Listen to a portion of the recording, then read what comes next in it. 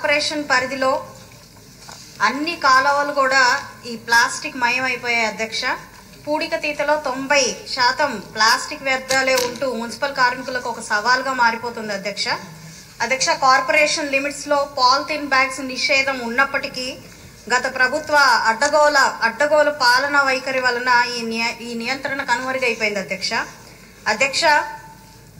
స్వర్ణాంధ్ర 2047 వైపు ప్రయాణిస్తున్న పరిస్థితుల్లో ప్రతి 3వ శనివారం క్లీన్ సిటీగా ప్రకటించుకున్నాము.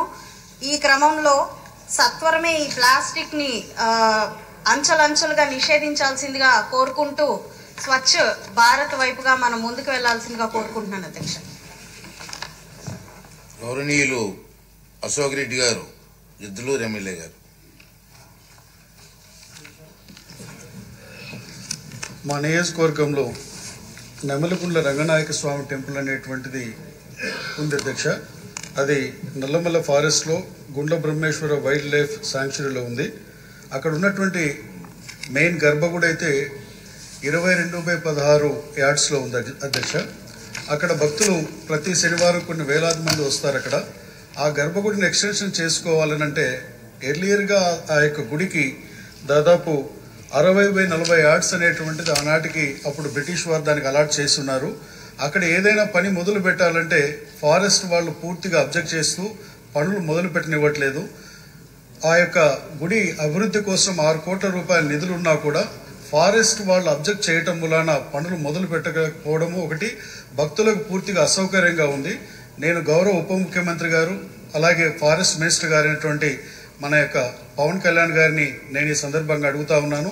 ఫారెస్ట్ వారికి ఎటువంటి ఆటంకాలు కలిగించకుండా వారికి అలాట్ చేసేటువంటి స్థలంలో పనులు జరుపుకునేటువంటి విధంగా ఆ యొక్క కార్యక్రమాన్ని జరుపుకునేలాగా ఆదేశాలు ఇవ్వాలని నేను కోరుతా ఉన్నాను అధ్యక్ష మీ ద్వారా. గౌరవనీయులు గార్లగడ్డ వెంకటరావు గారు, నాగార్జున సాగర్ ఎడమ కాలువ 3వ జోన్కి తెలంగాణ నుంచి సాగర్ జలాన్ని విడుదల చేపట్టాలని అధ్యక్ష. ఆయకట్టులో సాగు చేసిన 2.36 లక్షల ఎకరాల ఆరుతడి పంటలు రక్షించాల్సిన అవసరం ప్రభుత్వం మీద ఉంది అధ్యక్ష.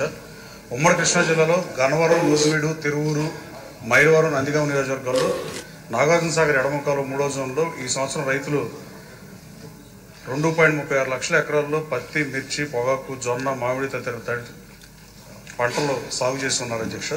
మొత్తం ఎడమ కాలువకి 32 టీఎంసీ విడుదల చేయాల్సి ఉండగా ఇప్పటివరకు తెలంగాణ ప్రభుత్వం కేవలం 18 టీఎంసీలు వాటర్ మాత్రమే రిలీజ్ చేసిన పరిస్థితి అధ్యక్ష.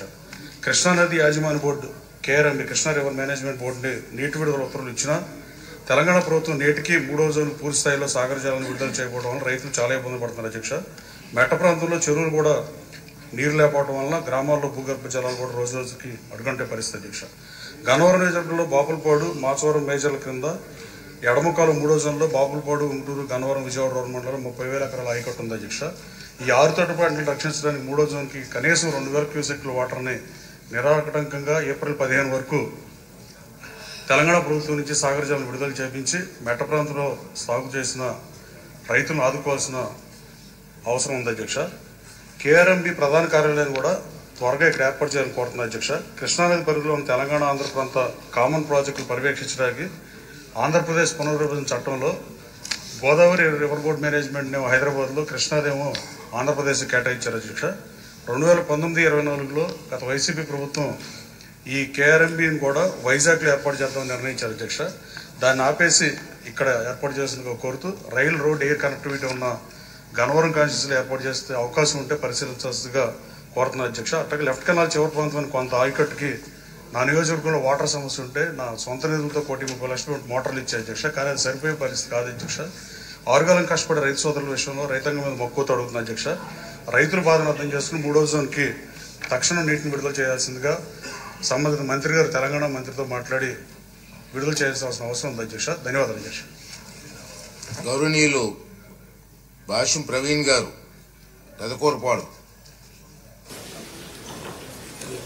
ధన్యవాదాలు అధ్యక్ష. మా పెదకూరపాడు నియోజకవర్గంలో నిరుద్యోగ యువత ఎక్కువగా ఉన్నారు అధ్యక్ష. గత ఎలక్షన్ టైంలో నేను దాదాపు ఒక 5,000 మందికి ఉద్యోగాలు ఇవ్వటం కోసం మాట ఇవ్వడం జరిగింది అధ్యక్ష. దానిలో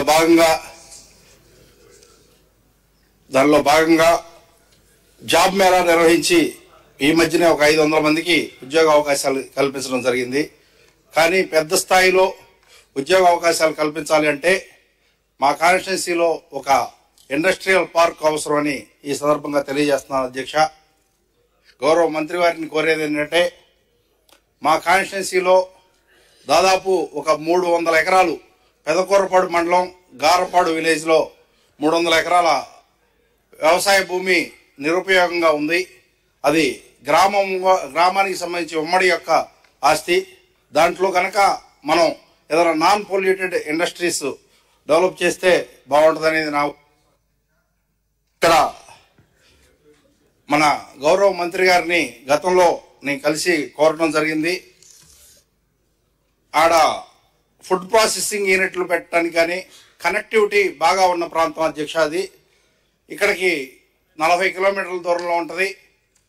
అట్లానే సత్తెనపల్లి హైదరాబాద్ రోడ్డు కనెక్టివిటీకి బాగుంటుంది. అట్లానే ఆ ప్లేస్ నుంచి గుంటూరుకు కానీ నరసరాపేటకు కానీ జిల్లా హెడ్ క్వార్టర్స్కి కూడా కనెక్టివిటీ బాగా ఉన్న ప్రాంతం.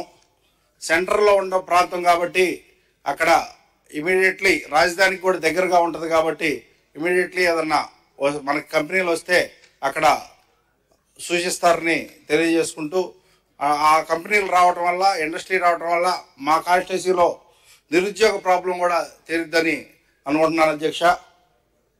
ధన్యవాదాలు అధ్యక్ష. గౌరవనీయులు వజ్జల సుధీర్ రెడ్డి గారు